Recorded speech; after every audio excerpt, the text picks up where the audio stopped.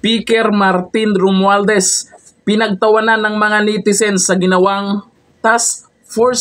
Para saan yung ginawa niya? At bakit pinagtawanan ng mga netizens? Ayan oh, adami atawa oh.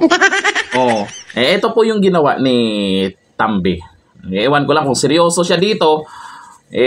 Mukhang walang naniniwala sa mga ginagawa niya ngayon. Ito, nanawagan si House Speaker Martin Romualdez ngayong araw na to, December 15, para bumuo ng task force na hahabol. Oy, hahabol ha, sa mga manipulator ng presyo ng bigas. Aba, nanisi ng iba.